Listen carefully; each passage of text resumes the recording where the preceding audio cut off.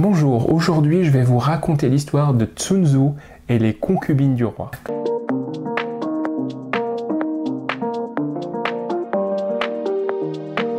Un jour, Sun Tzu, un célèbre général de l'armée et fin stratège, rencontra le roi Helou de l'état de Wu. Ce dernier lui demanda « J'ai lu tous tes préceptes de ton livre qui parle de l'art de la guerre et que je trouve trop théorique et difficilement applicable. » Sun Tzu demanda « Mais comment pourrais-je vous convaincre, Majesté ?» Le roi répliqua « Peux-tu appliquer les préceptes à des femmes ?»« Oui, je le peux, » répondit Sun Tzu.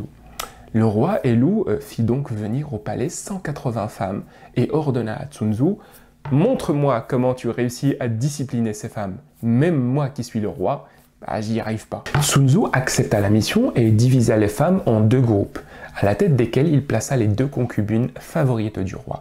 Puis ordonna que toutes se saisissent d'une lance et annonça « Je suis votre général par ordre du roi. Vous me devez donc entière obéissance, et je vous annonce qu'à partir de ce moment, tout refus d'obtempération de votre part sera considéré comme un acte de rébellion et sera puni par décapitation. » Puis il montra le bourreau qui l'a fait venir, en ajoutant « Suis-je assez clair ?» La plupart des femmes ne répondirent même pas, et celles qui répondirent oui, le firent d'un air désintéressé. Sun Tzu, quant à lui, continua ses explications. « Lorsque je dirai en avant, vous allez avancer. Lorsque je dirai en arrière, vous allez reculer. Lorsque je dirai à gauche, vous allez tourner à gauche. Lorsque je dirai à droite, vous allez tourner à droite. Est-ce que mes ordres sont clairs ?» Quelques femmes répondirent oui. Quant aux autres, elles se comportaient comme si l'exercice ne les concernait pas. Sun Tzu fit battre le tambour et ordonna « à droite !» Et les femmes explosèrent de rire. Sun Tzu répéta l'ordre une deuxième fois, sans résultat. Il s'arrêta donc et annonça « Lorsque l'ordre n'est pas clair et n'est pas compris, c'est le général qui est en tort. » Puis réexpliqua ses instructions d'une façon plus claire, suite à quoi il fit battre à nouveau le tambour et annonça « à gauche !» Et à nouveau, les femmes explosèrent de rire. De sa tribune, le roi observa la scène et rigola de l'échec apparent de Sun Tzu face aux femmes indisciplinées du palais. Puis, le suivit du regard et sursauta quand il le vit se diriger vers le bourreau et ordonner publiquement « Lorsque l'ordre du général est clairement énoncé et que les soldats n'obtempèrent pas, c'est le commandant qui est en tort. Que ces deux femmes soient donc exécutées. » Très confiantes de leur pouvoir de séduction sur le souverain, les deux favorites regardèrent Sun Tzu avec arrogance et se tournèrent vers la tribune du roi pour pousser celui-ci à empêcher la décapitation. Et c'est ce qui se passa. Le roi se dépêcha d'envoyer un messager à Sun Tzu avec l'ordre suivant « Général, j'ai pu constater ton talent à diriger tes soldats. Ne les fais pas décapiter. » Sun Tzu lut l'ordre et regarda les deux concubines qui semblaient être très fières de l'influence qu'elles avaient sur le roi. Puis répondit par retour de messager « Une fois que le général a reçu sa mission et se trouve sur le terrain, il ne peut accepter même les ordres de son souverain. » Il ordonna alors que l'exécution se poursuive. Puis, devant les regards terrorisés des femmes du château, il nomma deux nouvelles commandantes. Il fit ensuite battre à nouveau l'exercice, et cette fois-ci, tout le monde collabora. Les femmes tournèrent à droite, à gauche, en arrière, devant, elles se mettaient à genoux, etc. Tout ça avec précision, sans oser prononcer le moindre mot. Sun Tzu envoya un message à la fin pour annoncer au roi « Les femmes sont prêtes et disciplinées. Votre Majesté peut les passer en revue dès qu'elles le souhaitent. Si votre Majesté le désire, elles n'hésiteront pas à traverser eau et feu. » Hors de lui, le roi répondit « Général, fais arrêter l'exercice, car je n'ai pas le cœur à descendre pour passer en revue les troupes. » Sun Tzu déclara ensuite « Votre Majesté apprécie les belles paroles, mais elle est contrariée parce que j'ai fait preuve de fermeté pour les faire réaliser. Voyez-vous, Majesté, le manque de fermeté provoque souvent l'indiscipline, et en état de guerre, le général ne peut pas se permettre d'avoir des troupes indisciplinées. » Sur ces mots, le roi s'aperçut que Sun Tzu savait réellement diriger une armée et le nomma général. Plus tard, à l'ouest, il défia l'état des Chu et pénétra la ville de Ying. Au nord, il domina les états de Qi et de Jin, et sa célébrité se propagea à travers les seigneurs.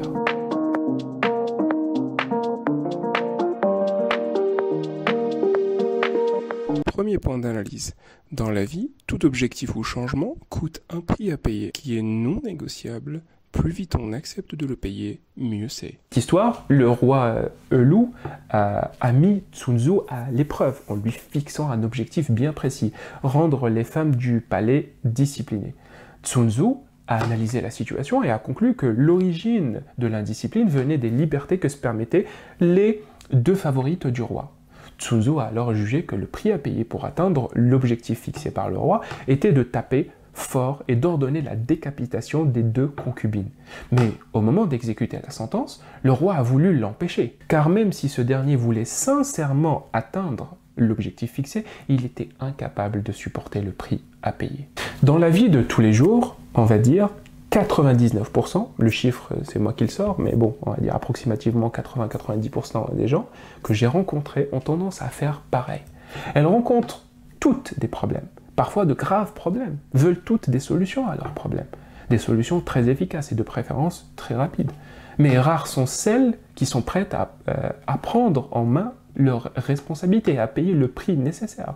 Elles préfèrent la plupart du temps continuer à vivre avec leurs problèmes plutôt que c'est à la caisse. C'est ce que j'appelle le processus de négociation stérile. Combien de fois j'ai entendu des personnes dire, par exemple, oui, je veux maigrir, mais sans faire de régime. Je vais être en bonne santé, mais sans faire de sport. Je veux sauver mon mariage, mais sans m'investir davantage. Je veux réparer mes erreurs, mais si je peux ne pas présenter mes excuses. Je veux devenir plus riche, j'aimerais que ça soit rapide et sans effort, etc. Ce que je retiens donc de cette histoire, c'est que le plus important, ce n'est pas de fixer un objectif. C'est quelque chose que tout le monde sait faire. Mais le plus important, c'est d'être capable, le moment venu, de payer le prix nécessaire pour atteindre l'objectif en question. Deuxième point d'analyse, il ne suffit pas de faire appel à un professionnel. Encore faut-il le laisser travailler correctement. Et que dans cette histoire, lorsque l'exécution des deux favorites fut ordonnée, le roi a tenté d'intervenir en plein milieu du travail de Sun. Mais quand ce dernier a vu que l'ordre du roi se mettait en travers de l'objectif initial, il a refusé d'obéir au souverain. Dans notre vie de tous les jours, beaucoup de personnes se comportent comme le roi, il s'appelait le roi Elou. Ils font appel parfois à un spécialiste pour répondre à un besoin difficile ou pour résoudre un problème urgent. Et par la suite, sous prétexte que le client est roi, il se permet d'intervenir dans les étapes de son travail, avec des demandes parfois mal calculées ou des caprices mal placés, rendant très difficile, voire impossible, l'exécution de la mission initiale. Le spécialiste ou l'expert se trouve ainsi pris entre deux feux. Soit il obéit aux caprices du client au risque de mettre en péril la réussite du projet, soit il recadre le client au risque de le voir partir et de se faire accuser d'incompétence. À titre personnel, cette histoire et aussi l'expérience de terrain m'ont appris que pour résoudre ce genre de situation, tout d'abord, il faut essayer la diplomatie. Toujours communiquer au client le prix de ses caprices et leur impact sur le projet et le laisser prendre ses responsabilités. Deuxièmement, refuser, dans la limite du possible, de prendre en considération le caprice, surtout quand celui-ci menace l'accomplissement de tout projet dont ma propre responsabilité ou réputation serait engagée. Troisièmement, en cas extrême où le refus n'est pas possible, exécuter la demande du client à condition que ce dernier porte l'entière responsabilité face à toute conséquences éventuelles. Point d'analyse numéro 3, un message peut être compris différemment selon les mots utilisés, le contexte et la psychologie de l'interlocuteur. Il y a quelques années, j'ai été invité à animer une formation professionnelle dans le cadre de l'entreprise au sujet de la proactivité et la motivation. Tout se passait très bien, et à un moment donné, je raconte l'histoire de Sun et la concubine du roi pour appuyer mes propos, sans faire attention que la majorité du public était féminin. Du coup, à la fin de mon histoire, 2 stagiaires se lèvent et me font les remarques suivantes.